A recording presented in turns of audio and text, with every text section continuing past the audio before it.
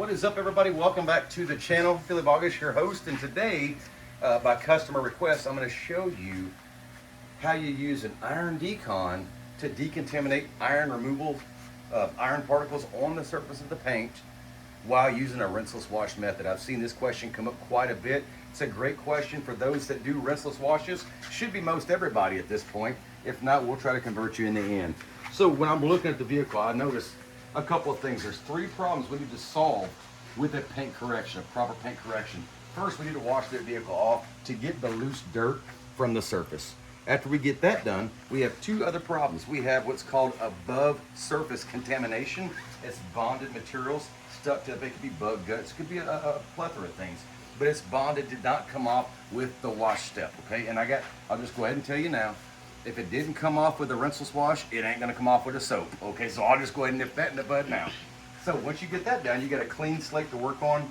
Then you have below surface defects. That could be marring, scratches, buffer trails, swirls, things like that. So those are the three steps in a paint correction. Today, we're just gonna do part of what's called the decon or the prep stage.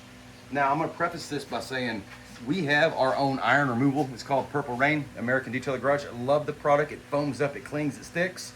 I'm not a huge fan of the iron decon. I think it's an unnecessary step and adds more time and money to the detailing process. But for the sake of the video, we're gonna go ahead and do just that. So now, the reason that I will not spray that on a dry hood right now is because I'm gonna use a clay, right? A machine. So you have a chemical decontamination and you have a mechanical decontamination. A chemical, obviously you're gonna spray it on there, dwell, it's gonna chemically break the stuff down.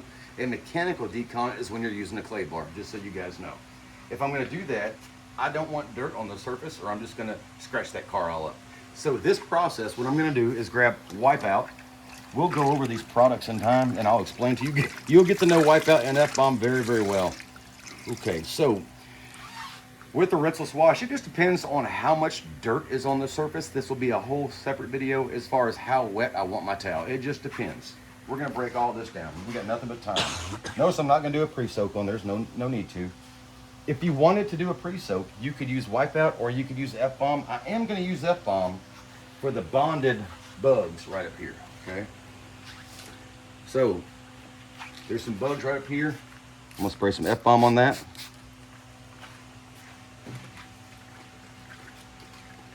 It doesn't have to dwell very long. The same, it'll work outside or in the shop. Dwell time, maybe 10 seconds. And notice how it comes right off with ease. Okay, got the bugs off. The next thing we're gonna do now, so you cannot spray your decon, especially if you're using tap water. Don't spray iron decon on a wet surface because water has iron in it, right? And you're gonna get a false positive, meaning the iron decon is gonna do what it's supposed to do. It goes on clear, and it turns purple, a purplish color, blood color, and that's how you know it's doing the chemical breakdown of the iron particles embedded in the paint.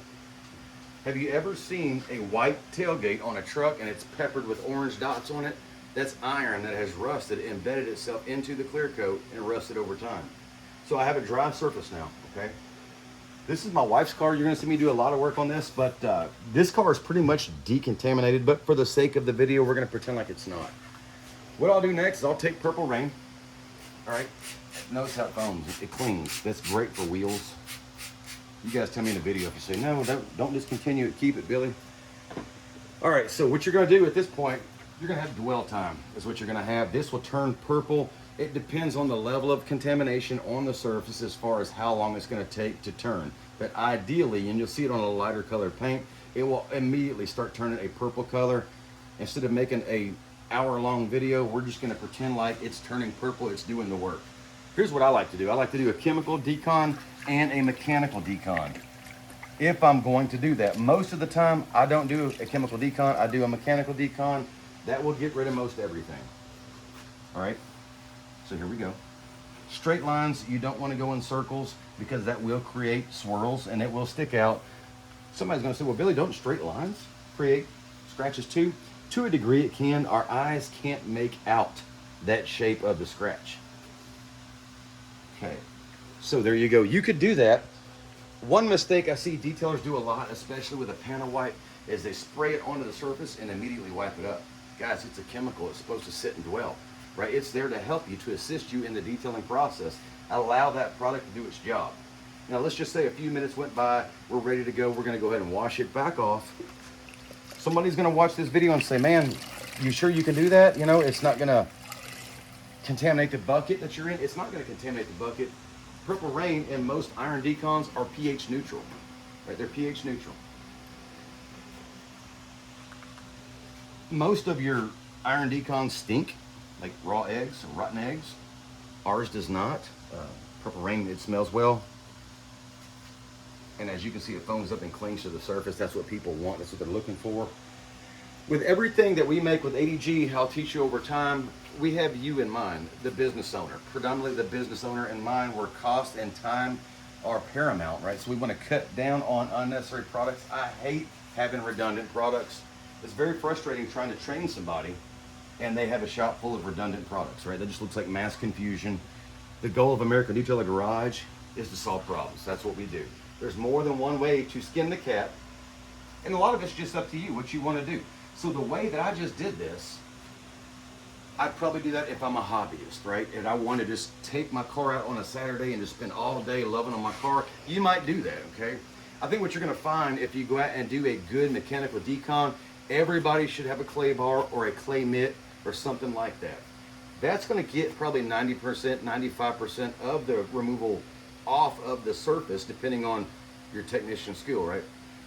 So you really don't need the added product. And this is coming from somebody that sells the product. Just not a big fan of it in terms of productivity and making a profit, right? Getting the job done as quick as possible with the great result that the customer is looking for. I will go one more step here and show you how you can do all three in one step. So one of the most popular services that detailers will find is called a wash, clay, and seal. Wash, clay, and seal. This is for people that want to turn cars out. Maybe you're not charging a ton of money. You want to get the job done the quickest, most effective way at an economical price point for your customers. So I'll come in here, I'll do my rinseless wash. Depending on how dirty the paint is, I might do a pre-soak on that. More on that later, okay? So I've washed that. It's wet to the surface. I'm gonna come back. Today I'm just gonna use Valor, right? From American Detailer Garage. This is our spray wax, spray sealant. Everything that you'll find with our brand is ultra concentrated, meaning it's made to be used in a certain manner.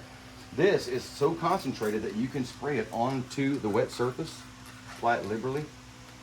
If you wanted to, you can let it set for a little bit, let it tack up if you wanted to. For the sake of time in the video, I'm gonna go ahead and wipe it off. It doesn't matter if you use a drying towel or you use a separate microfiber towel. It doesn't matter, it's personal preference to you, right? So what I just did is I wash, I clay barred, so I did a decontamination, and I sealed the paint, like a wax job. For somebody watching this gonna say, what do you mean you sealed the paint? I waxed the car, right? I waxed the surface. You can do that in one step and get optimal results.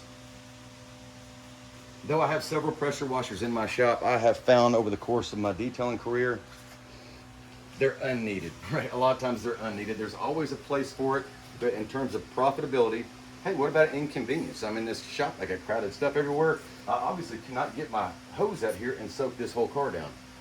Another reason I'm not a big fan of iron decon, I've seen people do this, they'll overspray it on a wheel or in the mirror area. They get their pressure washer out, they spray it, clean, got water going everywhere. They'll blow out the jams the best they can, but I've seen it happen more times than not that as that customer leaves, he pays you, he's going down the road, it's gonna seep out of a crack somewhere. There's nothing worse than your customer getting home and there's a big old purple mark down the side of their white vehicle that they just paid you to detail. So everything that I teach comes from a common sense approach to detailing, but that's also why I will split this up and show you. This is what I would do to make money if I was running a business or trying to get maximum profitability per time. And then this is what I would do if I had all day on a Saturday or a weekend day to just love on my own car. 2 steps to do that. There is no wrong way. The only wrong way is if you get done with the job and you're not happy with the money that you made when you look at the hours that you spent. Mom used to tell me when I was coming up, I've been doing this for 30 years. She said, son, I don't know how you're ever gonna make any money detailing cars because I loved it. I loved it, right? You can fall in love with the car. If you fall in love too much, it will cost you. So always keep the common sense approach in mind. Have fun detailing. Thank you guys for checking out this video. Any other video requests that you might have, put them down there. I have a whole list of them that I want to make. Had somebody ask me about interior tips.